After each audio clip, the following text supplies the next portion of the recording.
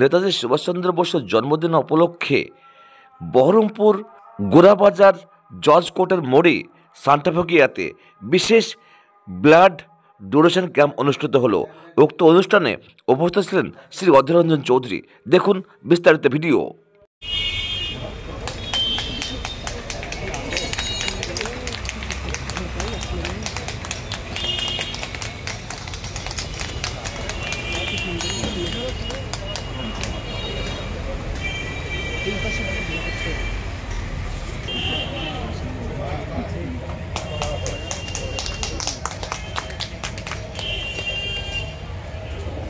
এবার আমাদের দিদি কোকিলা বেগম মহাশয়া সভাপতি রঞ্জন চৌধুরীকে বারণ করলেন।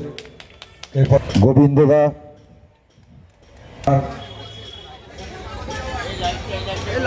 বক্তব্য রাখার জন্য আমার আপনার সকলের প্রিয় অধীর রঞ্জন চৌধুরী মহাশয়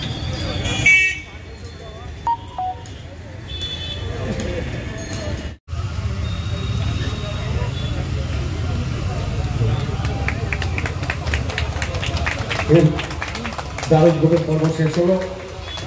আমার আপনার সকলের প্রিয় চৌধুরী মহাশয় আমাদের অনুষ্ঠান শুরু হলো।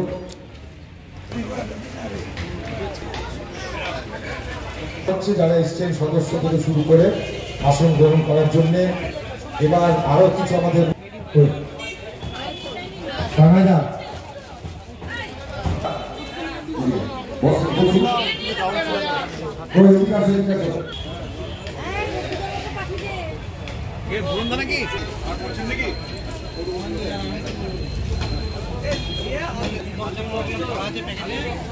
এই মালটা রেডি করে প্যাকেটে ভরে রেখে দাও।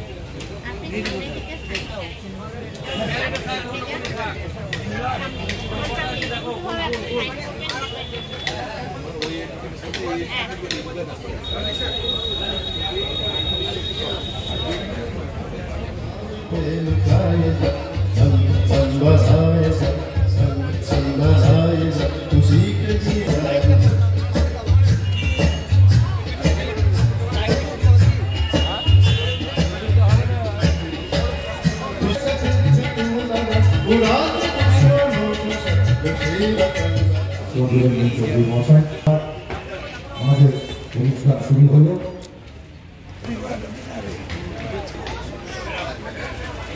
যারা এসছেন সদস্য থেকে শুরু করে আসন গ্রহণ করার জন্য এবার আরো কিছু আমাদের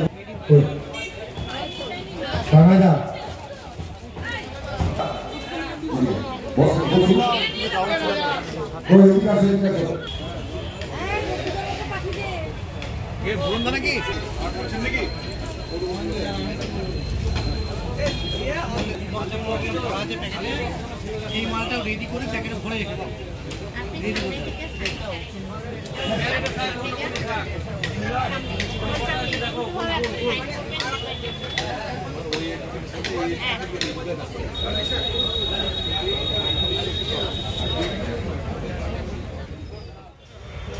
নেতাজি সুভাষচন্দ্র বোসের জন্মদিন, তাই সারা ভারতবর্ষ জুড়ে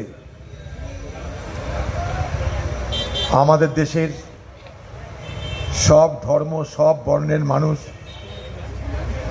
ভক্তির সঙ্গে শ্রদ্ধার সঙ্গে আজকের এই পবিত্র দিনটি পালন করে থাকেন। সান্টাফোকিয়া ক্লাব তারাও তাদের সীমাবদ্ধ ক্ষমতায় আজকের এই পবিত্র দিনটিকে স্মরণীয় করে রাখার জন্য রক্তদান শিবিরের আয়োজন করেছেন। তাদের এই উদ্যোগ প্রশংসার যোগ্য। তাই যারা এই উদ্যোগ গ্রহণ করেছেন আমি তাদেরকে অভিনন্দন জানাই, ধন্যবাদ জানাই, কৃতজ্ঞতা জানাই।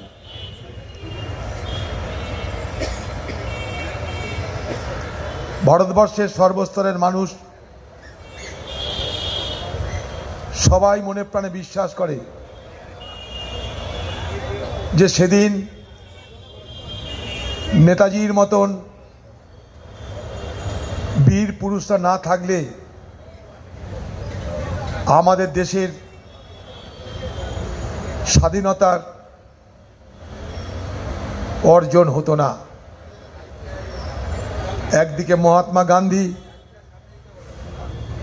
সেই সঙ্গে নেতাজি সুভাষচন্দ্র বোস, বাকি ভারতবর্ষের বিপ্লবীরা এইভাবেই, সেদিনের স্বাধীনতা সংগ্রামীরা এইভাবেই আমাদের দেশে পূজিত হয়। এই দেশকে স্বাধীন করবার জন্য একদিন নেতাজিকে বিদেশে পাড়ি দিতে হয়েছিল, আমরা সবাই তা জানি। বাংলার মানুষ যে যেখানে আছে, নেতাজির ইতিহাস কারো অজানা নেই। কিন্তু সেদিনের সেই উদ্যোগ ভারতবর্ষের বুকে আছড়ে পড়েছিল স্বাধীনতার বার্তা নিয়ে। সেই স্বাধীনতার বার্তায় আমরা দেখলাম আসমুদ্র হিমাচলের মানুষ উদ্বেলিত হয়েছিল। একদিকে মহাত্মা গান্ধীর আহ্বানে ভারত ছাড়ো আন্দোলন, আরেকদিকে নেতাজি সুভাষচন্দ্রের আহ্বান দিল্লি চলো। সেদিন এই ভারত ছাড়ো আন্দোলন এবং দিল্লি চলো, এই দুই অভিযান ভারতবর্ষ থেকে ব্রিটিশকে উৎখাত করতে বাধ্য করেছিল, উৎখাত হতে বাধ্য হয়েছিল। আজও আমরা যখন আন্দামানে যাই তখন দেখতে পাই যে আন্দামান দ্বীপের একটি অংশের নাম স্বদেশ দ্বীপ, আন্দামান নিকোবরের আরেকটা অংশের নাম স্বরাজ দ্বীপ। আন্দামানের যেটা মূল শহর, রাজধানী পোর্ট ব্লেয়ার, ভারতবর্ষের প্রথম স্বাধীনতার পতাকা নেতাজি সুভাষচন্দ্র বোসের উদ্যোগে সেই পোর্ট ব্লেয়ারে উত্তোলিত হয়েছিল। সেদিন নেতাজি সুভাষচন্দ্র বোস আন্দামানের নাম দিয়েছিলেন শহীদ দ্বীপ। তারপর তিনি গেছিলেন নিকোবর, সেই নিকোবরের নাম দিয়েছিলেন স্বরাজ দ্বীপ। কখনো আন্দামান নিকোবর আপনারা গেলে দেখতে পাবেন সেই আন্দামানের সেলুলার জেল, যে সেলুলার জেলে ভারতবর্ষের হাজার হাজার বিপ্লবীদেরকে ব্রিটিশ বন্দি করে রেখেছিল। তাদের সকলের পরিচয় আমরা জানি না, সকলের কাহিনী আমরা জানি না। তাই ভারতবর্ষের স্বাধীনতার আন্দোলনে সেই সমস্ত আনসাং হিরোজ, অর্থাৎ যারা সেদিন ভারতবর্ষের স্বাধীনতার আন্দোলনে সর্বস্ব ত্যাগ করেছিল, অথচ আমরা তাদের কথা জানি না, আমরা সকলে তাদেরকে সম্মান জানাই, শ্রদ্ধা জানাই। ব্রিটিশ রাজ কায়েম করবার সুযোগ পেয়েছিল। সেদিন ভারতবর্ষের মানুষকে ব্রিটিশ বুঝিয়েছিল, তোমরা বিজ্ঞান জানো না, তোমরা আধুনিকতা জানো না, তাই আমরা তোমাদেরকে স্বাধীন করবার দায়িত্ব নিয়ে এই দখল করা ব্রিটিশের সাম্রাজ্যবাদ বিস্তারের পিছনে ব্রিটিশের কর্তব্য প্রমাণ করবার মানুষকে বোঝাতে সক্ষম হয়েছিল যে ব্রিটিশ না থাকলে আমরা এগোতে পারবো না, ব্রিটিশ আমাদেরকে এগিয়ে নিয়ে যাচ্ছে।